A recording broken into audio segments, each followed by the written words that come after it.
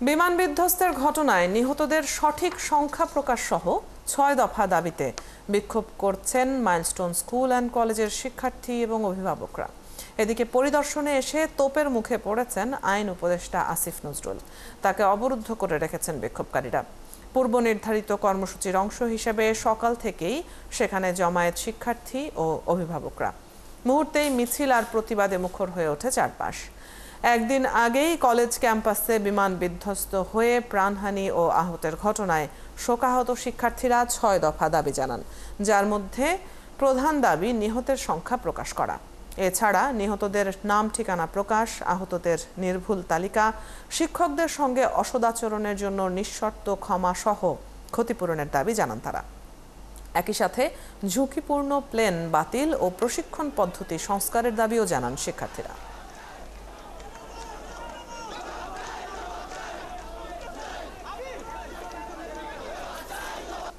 Actual date counts বা এরা যে কেন মারছে, কতজন অ্যাডমিটেড আমরা এখন পর্যন্ত জানতে পারিনি।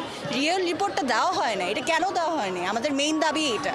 আমাদের কাছে কেন লাশের সংখ্যা লুকানো হচ্ছে? আমরা চাই যে লাশ নিয়ে যেন কোনো রাজনীতি না হয়, সঠিক তথ্যটা যেন আমরা পাই। সেনাবাহিনী আমাদের শিক্ষকদের গায়ে হাত তুলছে, স্টুডেন্টদের গায়ে হাত তুলছে। রাত 3টায় কলেজ ক্যাম্পাসে অ্যাম্বুলেন্স কেন? এটাতে কি কারো বাপের সম্পত্তি? জান কি কারো বাপে? আমাদের ক্যাম্পাসে আইসাই আমাদের স্টুডেন্টকে মারা, আমাদের প্রিন্সিপালের গায়ে হাত তোলা, আবার লাশ চুরি করার ধান্দা। মাইলস্টোন স্কুলে আছেন আমাদের সহকর্মী রাশেদ আনিস, সেখানকার সবশেষ খবর তার কাছ থেকে জেনে নেব। রাশেদ, কিছুক্ষণ আগে আমরা দেখছিলাম যে শিক্ষার্থীরা বিক্ষোভ করছেন, যথেষ্টই ক্ষুব্ধ প্রতিক্রিয়া তারা ব্যক্ত করছিলেন।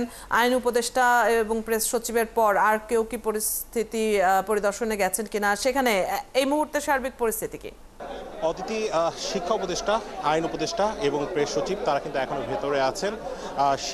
শিক্ষকদের একটি প্রতিনিধির সাথে কিন্তু তারা কথা বলেছেন, একটি বৈঠক অনুষ্ঠিত হয়েছে এবং সেই বৈঠকের পর এখন কিন্তু শিক্ষকরা এসে কিন্তু কথা বলেছেন যে ছাত্রদের সাথে, যারা এখানে বিক্ষুব্ধ অবস্থায় ছিলেন তাদেরকে কিন্তু বলেছেন যে এখন পরিস্থিতি অনেকটাই সামাল দেয়া গেছে এবং উপদেষ্টা যারা রয়েছেন তারা কিন্তু সব কিছু দাবি মেনে নিয়েছেন এবং খুব সুন্দরভাবে একটি সমাধান হয়েছে এমনটি আশ্বস্ত করা হয়েছে। এবং অল্প কিছুক্ষণের মাঝে কিন্তু শিক্ষকদের যে প্রতিনিধি দল তারা একটি সংবাদ সম্মেলন করবেন, সেই প্রস্তুতি নেওয়া হচ্ছে এবং আমরা ধারণা করতে পারছি যে শিক্ষা উপদেষ্টা, আইন উপদেষ্টা যারা রয়েছেন তারাও হয়তো সংবাদ সম্মেলন করতে পারেন। আর শিক্ষার্থীদের কিন্তু আমরা এখন দেখছি যে বিক্ষুব্ধ অবস্থায় নেই, তারা একটি সাইড হয়ে দাঁড়িয়ে রয়েছেন। মূলত তারা কি বলেন সেই বিষয়টি জানার জন্যই কিন্তু এখানে অধীর আগ্রহ অপেক্ষা করছিলেন। আমরা মূলত সকাল থেকে এখানে আছি, আমি এখানে সকাল থেকেই আছি এবং সকাল থেকে কিন্তু আমরা বিভিন্ন উৎসুক জনতা এবং যারা শিক্ষার্থী রয়েছেন শিক্ষকদের তাদের কিন্তু শুনছিলাম যে নানা সময় কিন্তু তারা তাদের ক্ষোভ প্রকাশ করছিলেন। তারা বলছিলেন যে সঠিক তথ্য আসলে প্রকাশ করা হচ্ছে না এবং যেটি নিয়ে কিন্তু আসলে বিক্ষোভও হচ্ছে। আমরা একটু শুনি কি বলেন। নিহতদের সঠিক নাম তথ্য প্রকাশ করতে হবে, আহতদের সম্পূর্ণ নির্ভুল তালিকা প্রকাশ করতে হবে। শিক্ষকদের ও আমাদের ছাত্র ভাইদের গায়ে সেনাবাহিনীর সদস্যদের হাত তোলা এই জঘন্য ঘটনার জন্য জনসম্মুখে নিঃশর্ত ক্ষমা চাইতে হবে।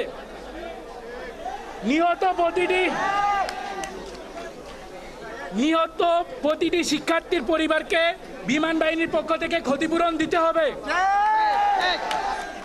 বিমান বাহিনীর ব্যবহৃত ঝুঁকিপূর্ণ ও পুরনো প্লেনগুলো বাতিল করে আধুনিক প্লেন চালু করতে হবে।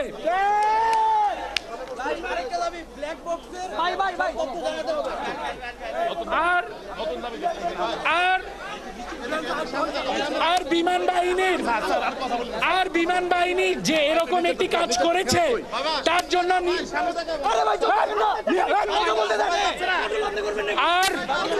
আর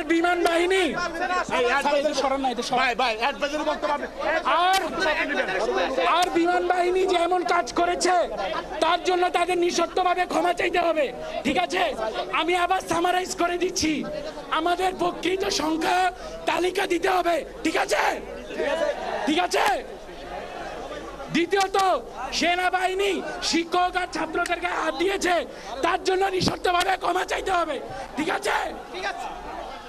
তৃতীয়ত, বিমান বাহিনীর এই দুর্ঘটনার জন্য ঠিকভাবে ইনভেস্টিগেশন করে তাদের নিঃশর্তভাবে ক্ষমা চাইতে হবে। ঠিক আছে। শুনছিলেন অদিতি, তারা কিন্তু একটি ব্রিফিং করছেন এবং তারা কিন্তু 6 দফা যে দাবি রয়েছে সেই বিষয়গুলো বলছেন। বিমান বাহিনীকে ক্ষমা চেতে হবে এবং এখানে যারা অন্যরা রয়েছেন তাদেরকে আশ্বস্ত করছেন যে সঠিক তথ্য দিতে হবে।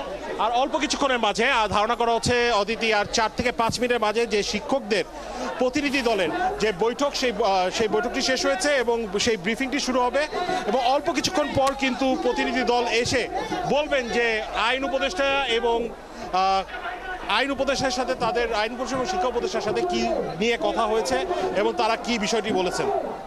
অদিতি। রাশেদ, আপনি আছেন সেখানে এবং সবশেষ খবরগুলো আমরা জানছিলাম, একই সাথে শিক্ষার্থীদের যে দাবিগুলো সেগুলোরও খবর আমরা জানছিলাম। নিশ্চয়ই বৈঠক পরবর্তী যে ব্রিফিং, সেই ব্রিফিংয়ের খবর আমরা আপনার মাধ্যমে পরবর্তীতে জানতে পারবো।